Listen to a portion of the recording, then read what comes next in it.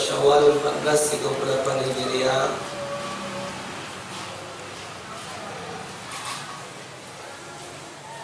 Ada satu kebiasaan di kita Indonesia ini, kalau setelah Idul Fitri ini seringnya diadakan acara yang namanya halal bihalal. Kalau kita menganggap halal bihalal itu setiap selesainya Ramadan, masuknya Idul Fitri, baru diadakan acara halal bihalal, itu sangat menyalahi apa yang sudah digariskan oleh Allah Subhanahu wa taala melalui risalah Habibuna Muhammad sallallahu alaihi wasallam. Jadi ini bahasa Islam itu tidak mengenal halal bihalal itu setahun sekali. Jadi Islam itu tahunya inti dari halal bihalal itu kan saling memaafkan.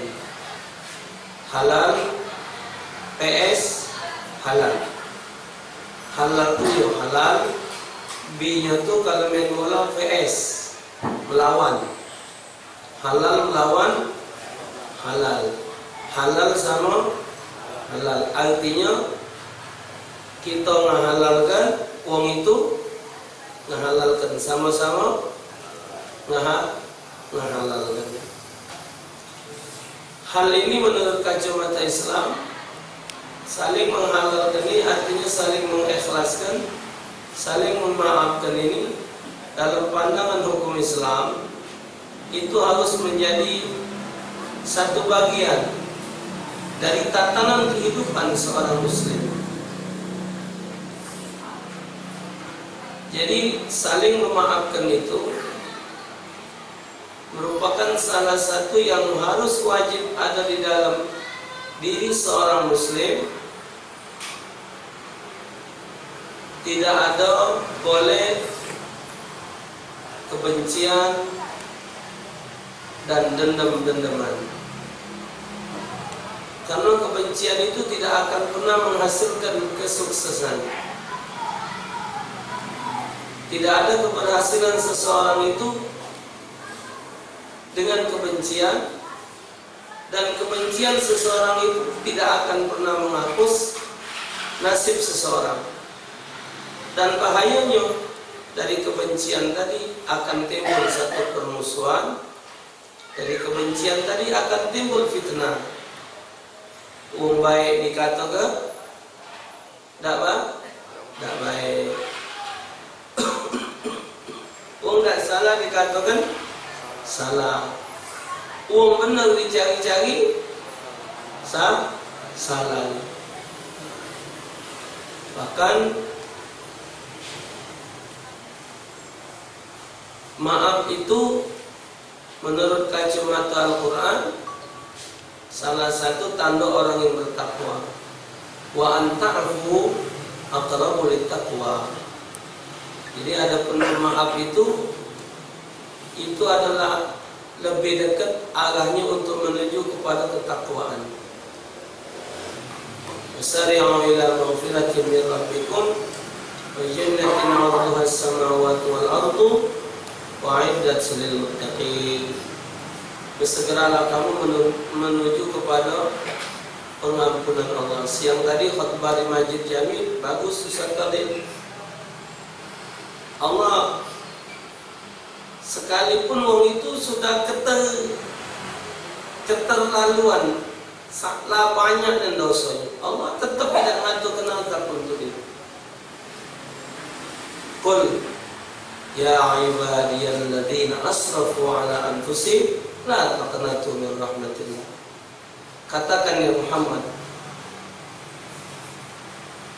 bagi hamba-hambaku asrafu yang sudah keterlaluan nih, yang sudah kelewatannya,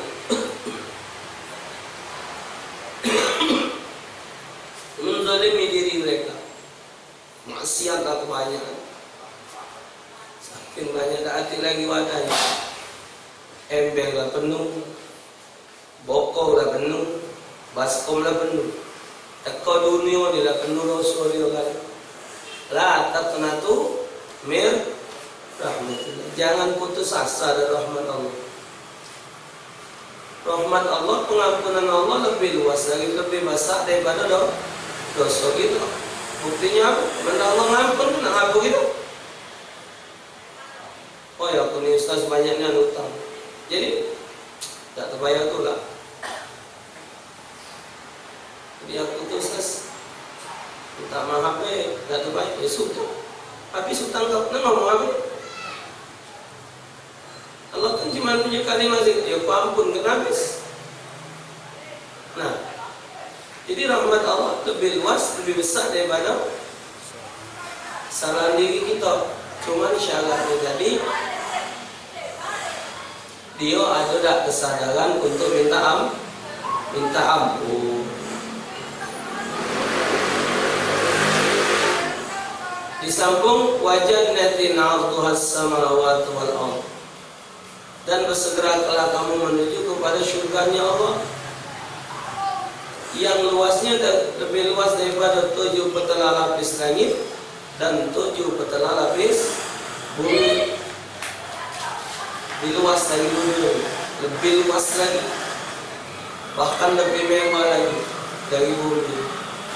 Isinya lebih hebat lagi. Kalau baca hadis, baca Quran tentang surga, sangki lemaknya surga malam dirancang malam mati cepat, sangki lemaknya surga. Surga itu bukan urut di dunia ini tempat manusia berusaha. Dunia darul amal, dunia ini tempat beramal.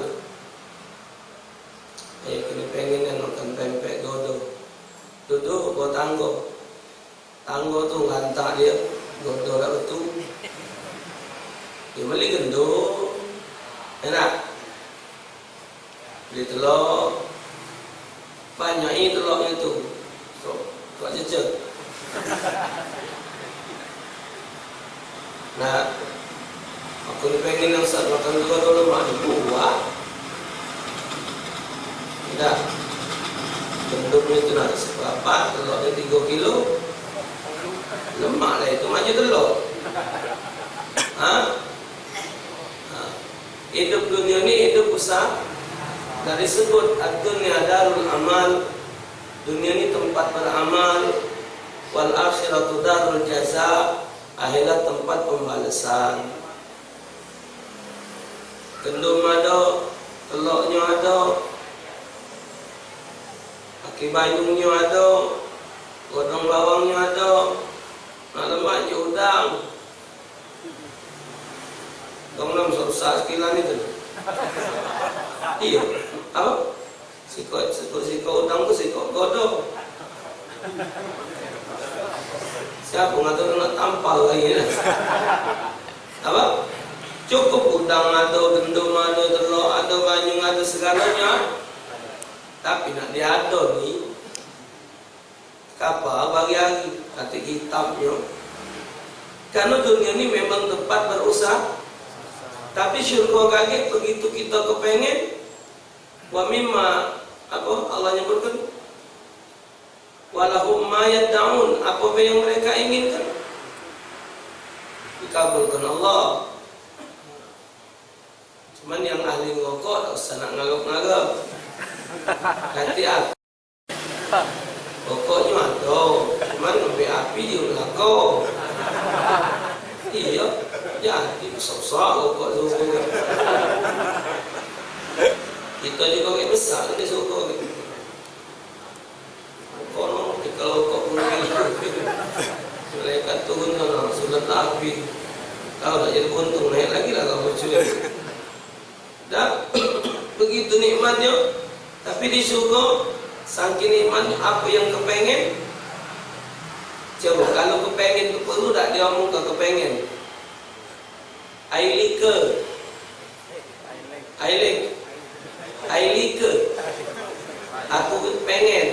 Kalau kepengen tuh perlu tak dia omongkan?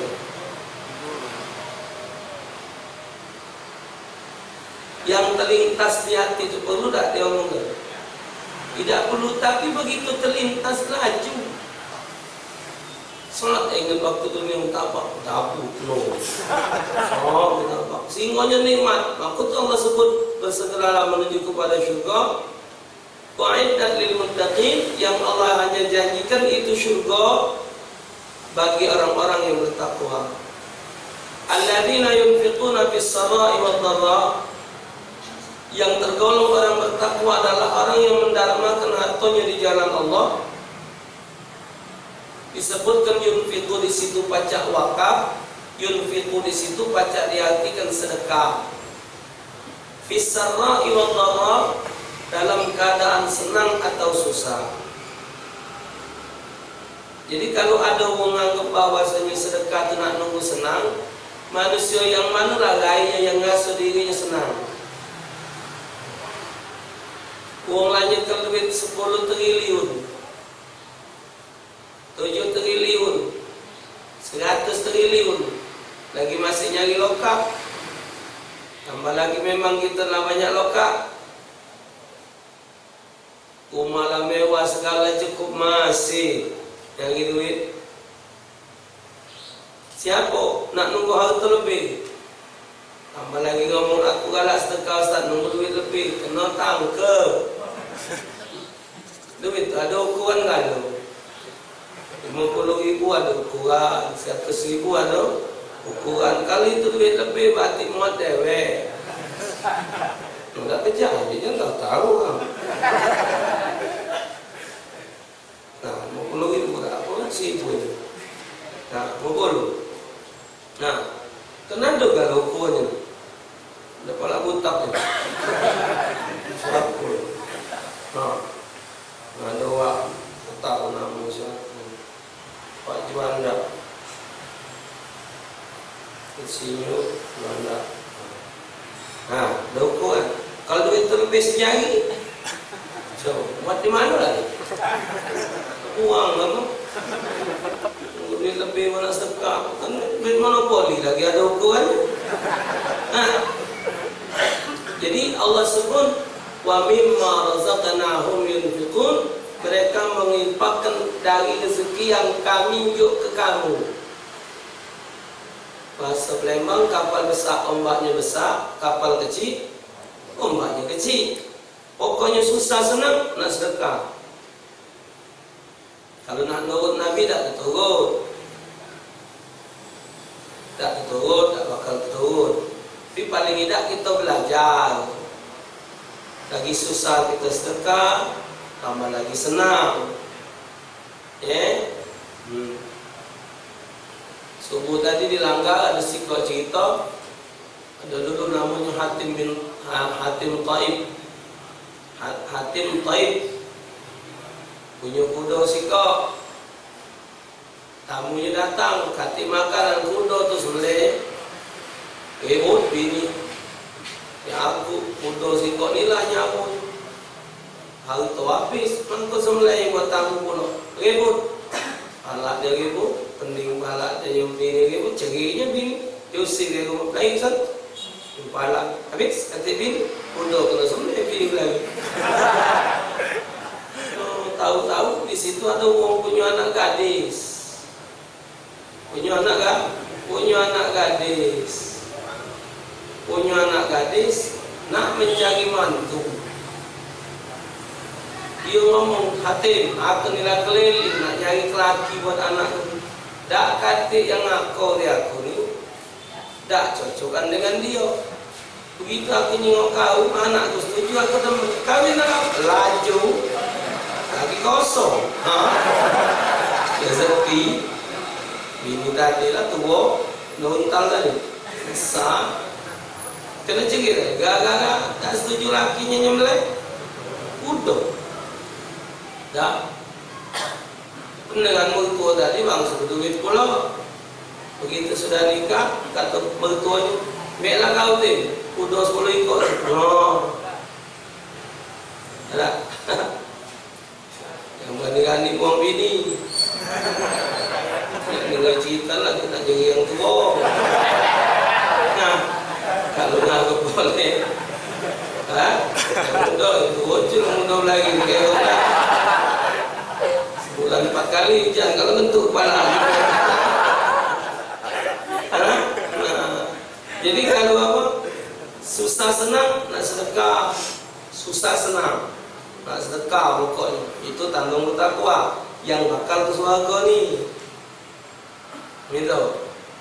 Wal kazimin al ghaidha, yang kedua, wong yang pacak nahan dirinya nak marah. Wong bertakwa mestinya dia harus marah ini. Harusnya marah ini. Tapi ditahannya karena dia punya prinsip tidak selesai semua permasalahan itu dengan marah. Kita punya problem, punya masalah. Selesaikan masalah itu dengan marah. Tambah lagi nangani, tambah lagi ngapa, tambah lagi ngocok. Lagi nambahin double pula.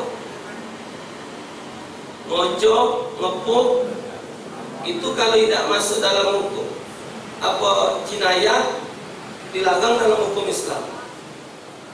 Yang kita boleh mukul wong, boleh ngepuk wong itu kalau posisi benar. Posisi yang memperbolehkan memukul dia boleh dipukul. Tapi kalau ini pengusalangan kita, beca, lalu mobil kita empang tetap apa dihukum? Kan tanya kau tu ngapo nunggu mobil ni? Iya Pak Mahabe pada sengaja. Kau tak ada mata? Ada. Kenapa nak nunggu? Pak, kita nak juga Pak. Pokoknya kau berhenti. Bapaknya nak minta ganti apa Pak? Mobil kena lecet kan?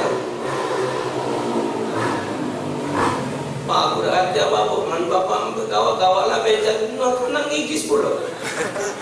Karena aku ni tukang beca, kau kongkong beca. Memang bapak nak bela beca aku ni nak. Ya aku mau mobil bapak nak ni.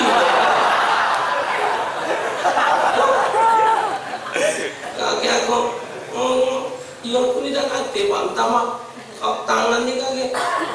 Mang kena tapuk tukang beca. Mobil tetap pegang.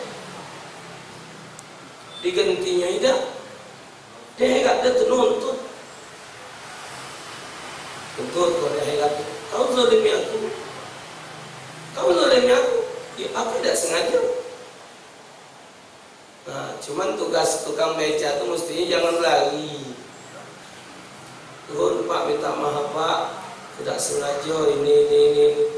Sudah. Kita punya mobil juga kan ngawasi lagi tukang beca.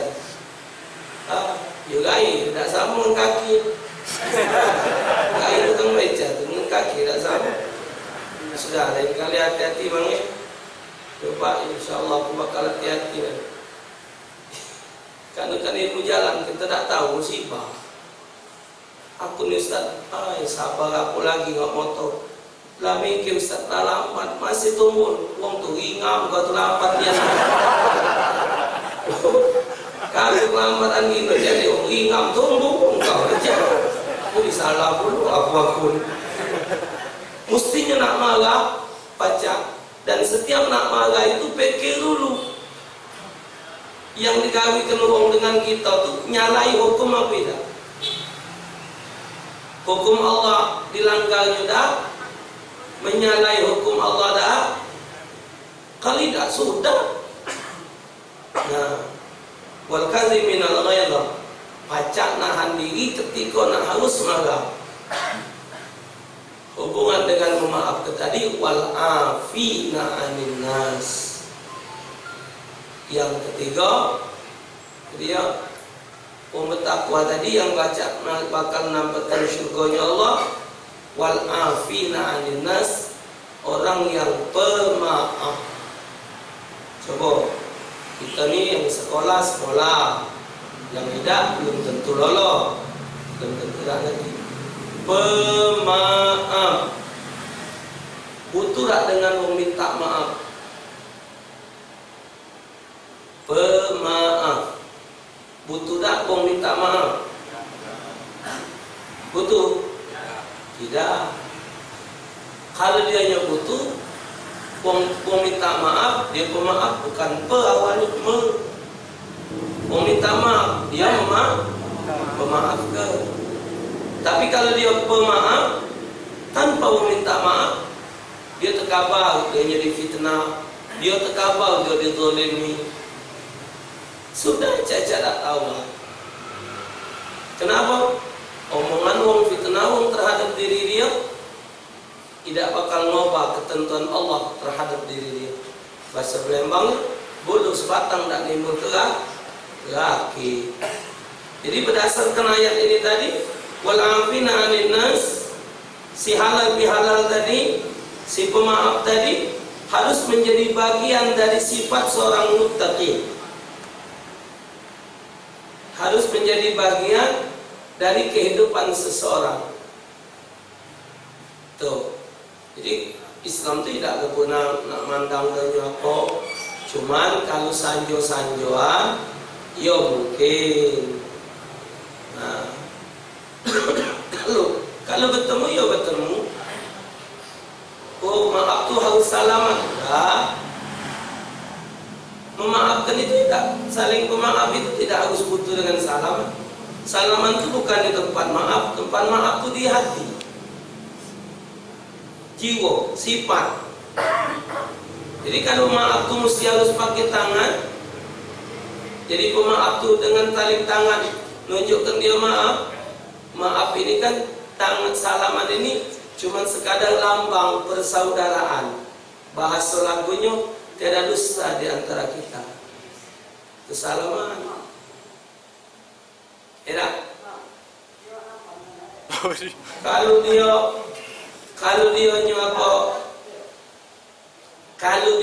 harus bersalaman, dianggap orang yang tidak bersalaman itu dianggap permusuhan. Ada banyak dosa kita. Ini yang datang nih.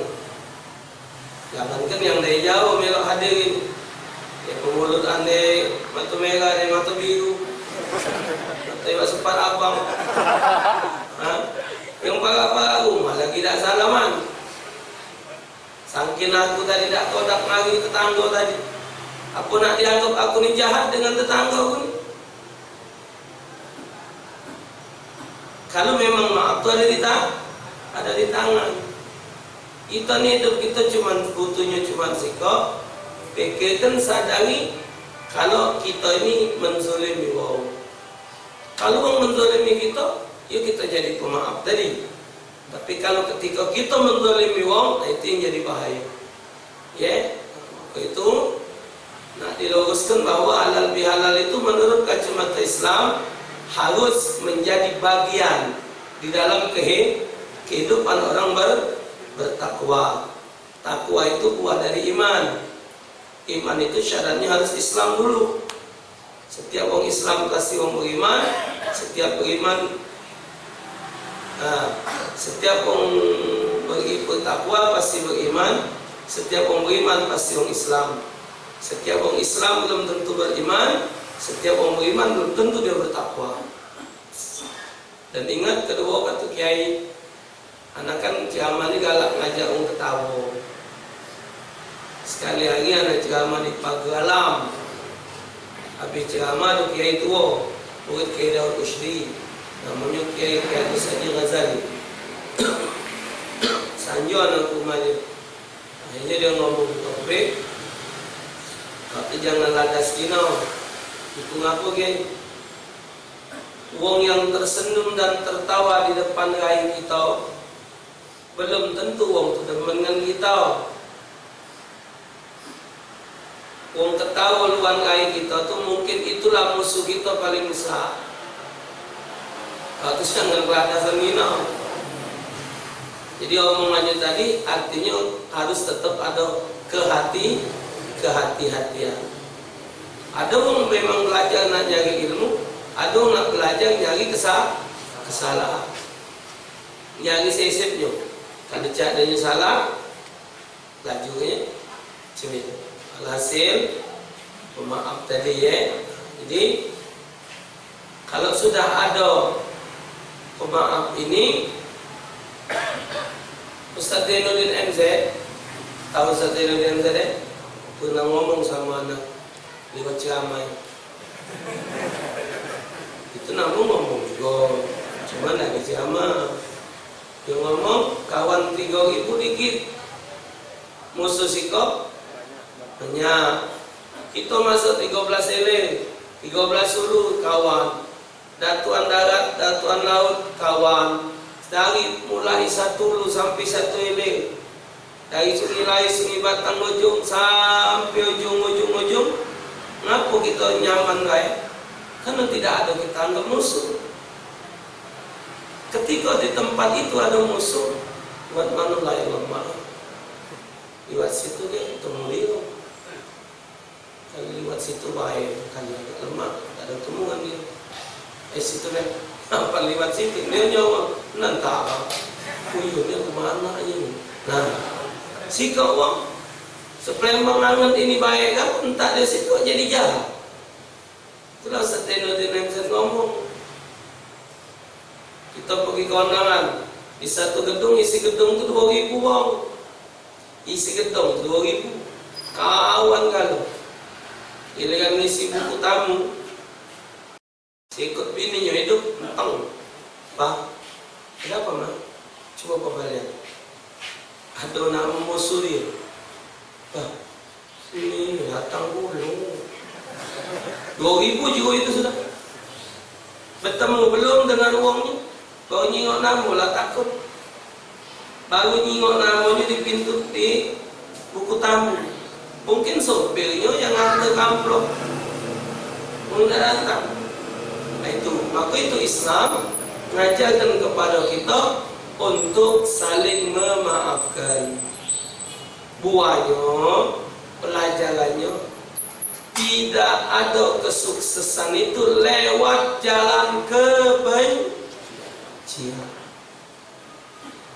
Tidak akan pernah seorang itu sukses lewat jalan kebencian. Jadi kalau sudah ada kebencian, buktinya budak kecil. Dia mengapa gitu? Kamu mau ngawas lain? 9-10. Hah? 9 kurang 10. 9 itu. Siang tua-tua belum makan. Kita mudah ini ngegeng baik tua makan belum makan dulu.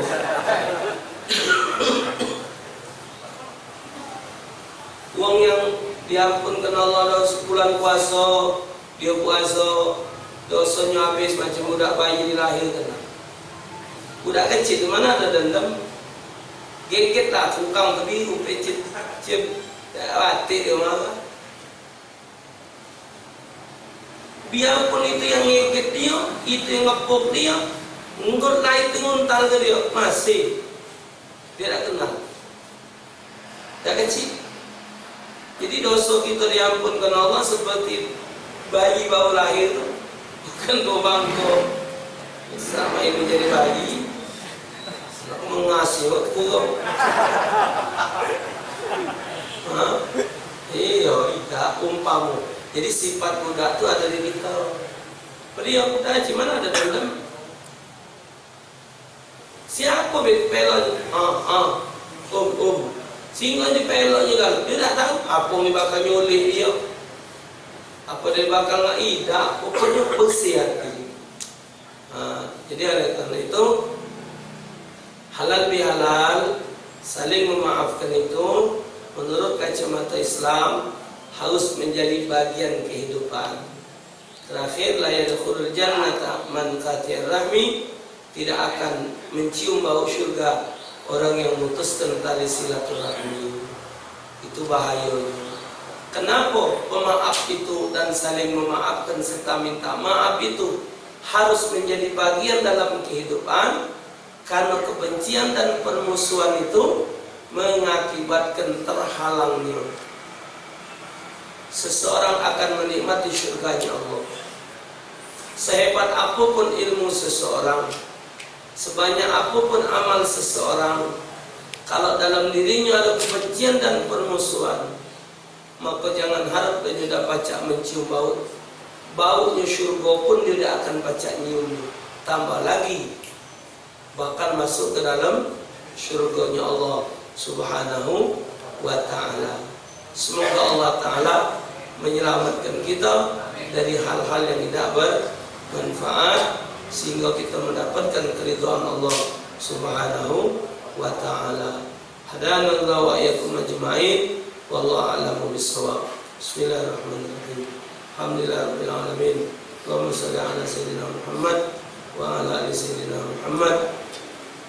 Rabbana taqabbal minna innaka antas samiul alim wa tub alaina innaka antat tawwabur rahim. واهدنا واغفرنا وإلى طريق مستقيم. صل وسلم على جميع المرسلين. الحمد لله رب العالمين. السلام عليكم ورحمة الله وبركاته.